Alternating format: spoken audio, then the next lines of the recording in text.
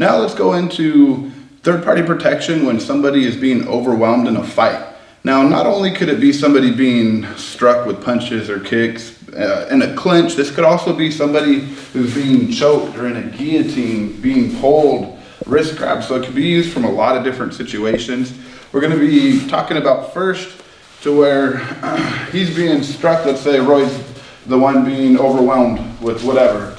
Okay, and we're going to be talking about coming in from the back. This is going to be a very, very simple thing that we do to where we come in, we reach around, we're putting him in a rear naked choke. So we're choosing this technique simply because this has a lot of control. And once I lock this in, I could make it lethal if I wanted to hold on to, but I could put him to sleep and I can apply a lot of force, or I could just lock this choke in and be like, calm down, you done? You done? All right, giving them a chance to run away. If he starts acting really stupid, I can start to squeeze, and his focus of hitting me or trying to strike me is gonna go to, oh my God, I can't breathe. The blood's getting shut off, so a lot of things can happen here. So let's say he was choking him. Same thing, I'm coming in, I'm reaching around. I wanna get the crook of my elbow right underneath his chin here.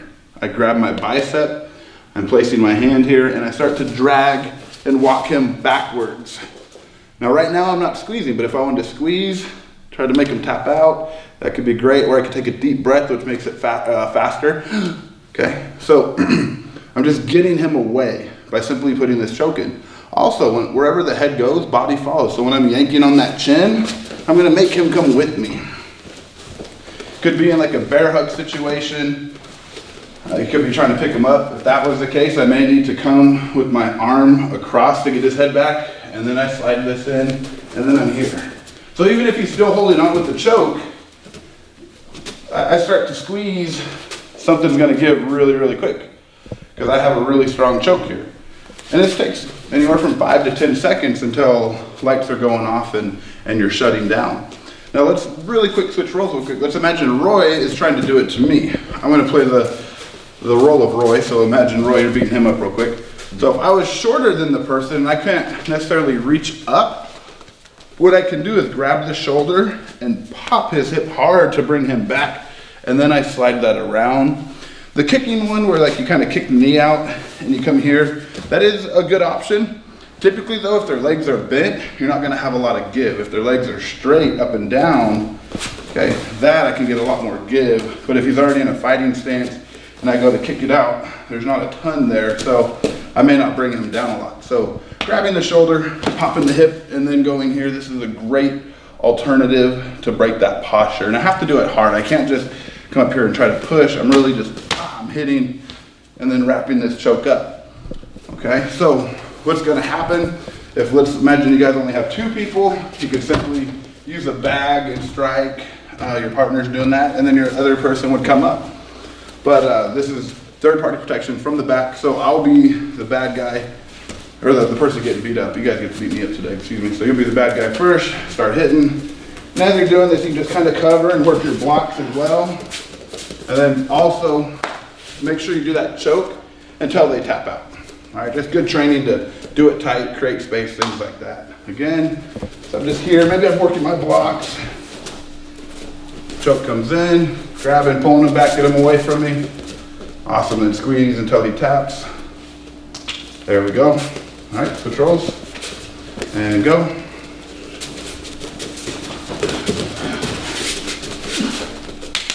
All right. And one important thing, guys, is before you really do this, always understand, tap on your partner. Don't ever tap on yourself. It's a very, very important rule. Again.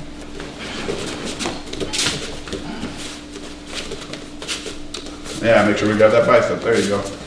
Now squeeze, squeeze, squeeze. That's it. And once more.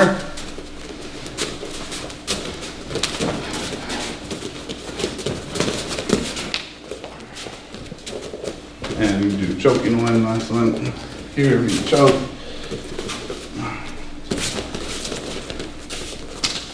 And time. All right. So are there other things that we can do, like trying to arm drag and things? Absolutely, but this one, when you go straight into a choke, you have a ton of control.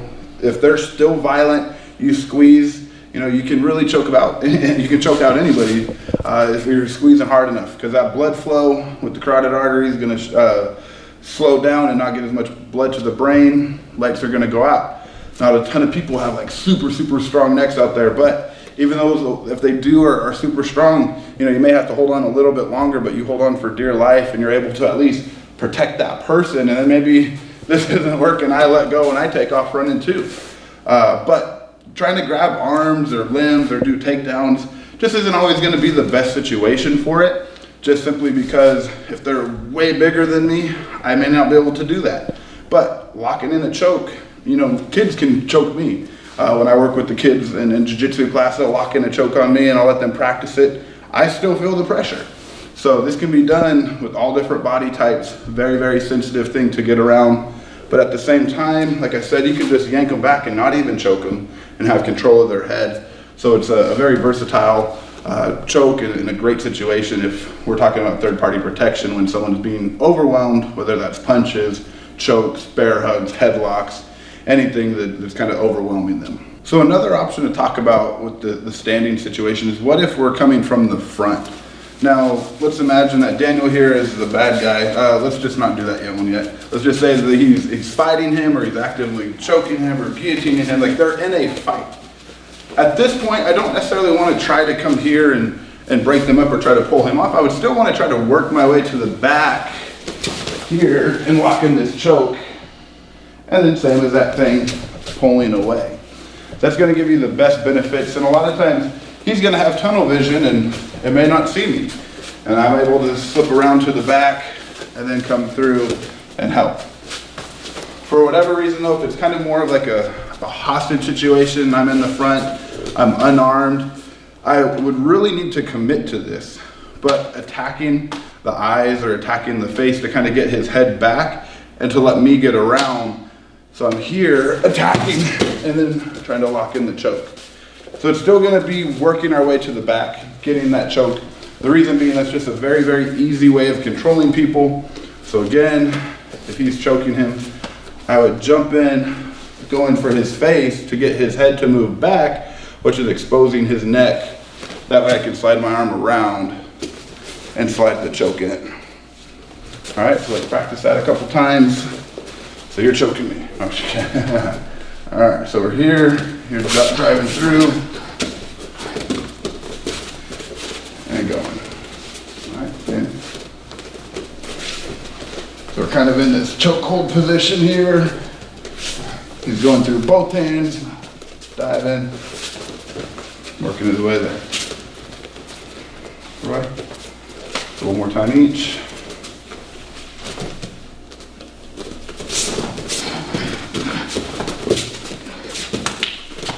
And last one. Yeah.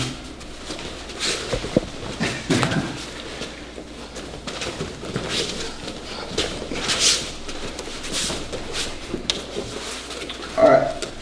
So the main thing that you need to understand is if we're in this position right here, I have to commit, I have to move forward, I can't second guess it. Because if I'm saying let him go, and like I said, there's no weapons involved, because things would be different if there was. But I want to dive in and just commit to this and hit that head as hard as I possibly can to knock him back, or at least to get the head to come up. So going for the eyes is a great option when I'm doing that kind of the eye gouge motion and then working your way around. So once again, getting to the back, you go over here.